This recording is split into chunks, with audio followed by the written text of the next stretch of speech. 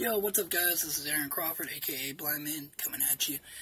So I figured try a different book review that seems to get some good views.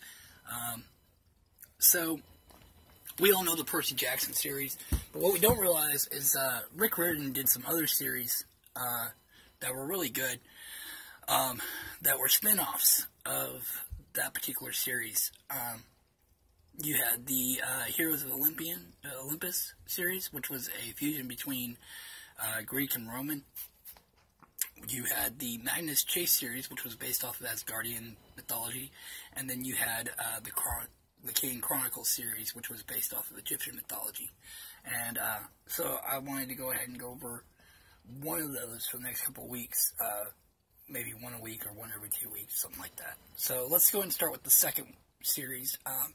For all those who don't know, the Percy Jackson series is based off of a young Greek scion who has to follow his own path to be able to earn his way into favor with the Greek gods. He happens to be the son of Poseidon, and he takes on so many different adventures. But that being said, we weren't sure if we were going to see Percy Jackson again after the series ended.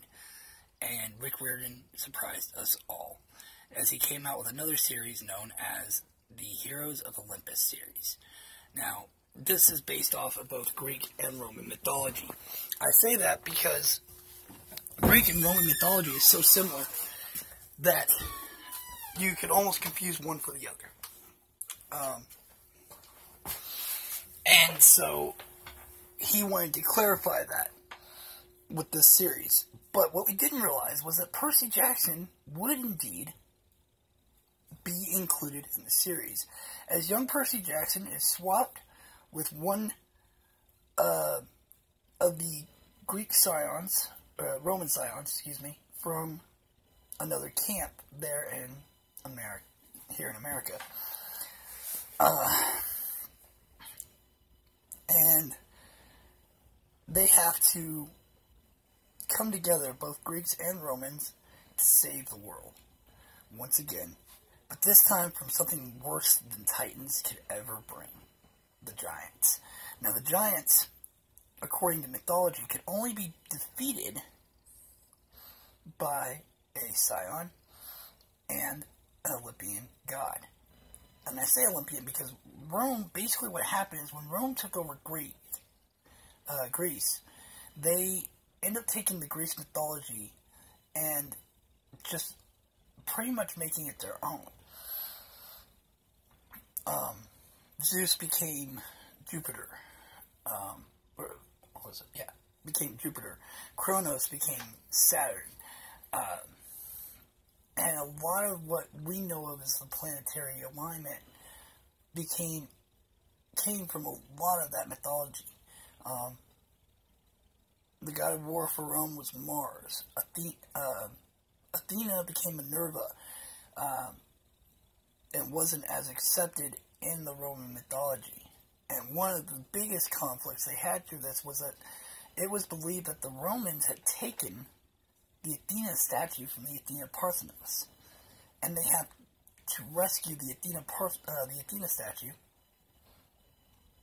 Or excuse me, Athena Parthenos was the name of the statue, but they believe that it was taken from the... Wait, hold on. No, I was right the first time. It was a statue of Athena taken from the Athena Parthenos, I believe. Don't quote me on that. Go read the series for yourself. Confirm what I'm telling you.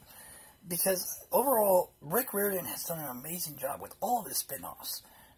He is stuck within line to line with all the mythologies. And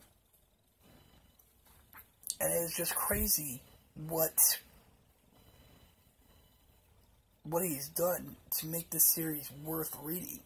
Because he's taken a lot of those mythologies and has made it into a story worth reading overall by bringing back some of the greatest villains, greatest enemies to the gods that has ever been known. And in this series, the Giants were just overall amazing.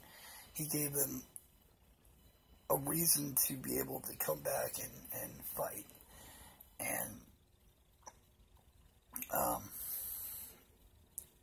the main protagonist from the Roman encampment, you know, was absolutely fantastic as well.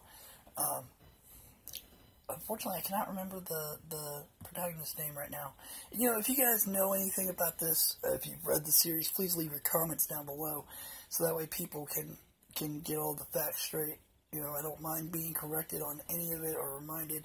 I love the series, so yeah, just go ahead and leave your comments down below. But the other thing about this series that was really great was that it didn't just incorporate the Roman mythology, but the Roman imperial structure as well, bringing in a lot of the Roman war strategies and how they interacted as a group. They incorporated that into the Roman Scion camp, and just overall, I mean, it was crazy.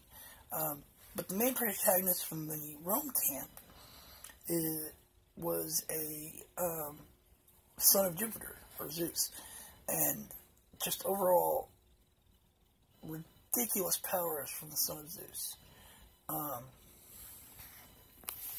But we also see some new factors too. With not only do we see old characters being brought in, but we see new characters adapted into the series to make it even better. With a son of Hephaestus, a son of Athena, a daughter of Aphrodite's, and we even get to see a new daughter of Pluto, or Hades, which was different from Nico, but Nico is also included, which was really neat, as Nico searches to basically right the wrongs that he had done in trying to redeem revenge or justice for his sister's death. Learning of a new sister and taking her on as his pupil in a way. But her power is different from Nico's and his original sister, in the fact that she's able to pluck gems or other forms of precious minerals such as gold, silver, that kind of thing from the ground. And we also get to see the Amazons for the first time and run into a couple of old characters I don't think we would have ever seen again in the original Percy Jackson series, from book 2 actually. So altogether, this was just an overall well put together series, and the coolest thing about it is it doesn't stick with one character like Percy Jackson does. It gives us more background story to each of the characters that Percy Jackson series couldn't do. Though we had some of that background story to each character, this one will swap during chapters between each character and gives us a story for each of those characters versus just the one story based on our two protagonists. It's almost like having a group of protagonists versus just the one. And that was really neat to see, and then you'll see it again throughout the rest of the series as well, except I believe with Magnus Chase and the Asgardians. You know, they, trying to think, he keeps that going through at least one other series, and it's overall just amazing done. But for this particular series, it can be hard to keep up with at times, but he never goes away from his plot with this series, and just ridiculous what they're having to do. If you want to know more, I'm trying to do this without giving away too much, so that way there's no spoilers. I don't like it when people spoil things for me, so I try to keep that in mind with what I'm doing now.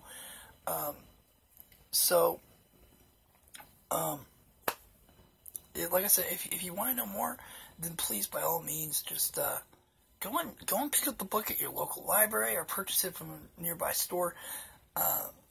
I believe the first book was called, let me think,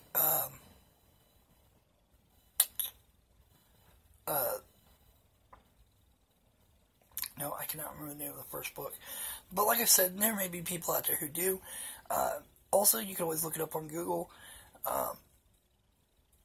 to find out what that book is called. And like I said, go pick it up at a local library or go purchase it online, whatever the case may be, and start reading the series, because this series was definitely worth a 5 out of 5. And I know I'm giving a lot of the book series I read a 5 out of 5, but overall, definitely a book series worth reading. And I know all the series I'm going to be doing isn't going to get a 5 out of 5, but so yeah. But anyways, that's it for me. I hope you guys enjoyed this video. If you did, make sure to hit the like button down below and subscribe so that I can continue doing videos like this and figure out what you guys enjoy hearing. Alright, so this has been Aaron Crawford, aka Blind Man, signing out. Shutter button.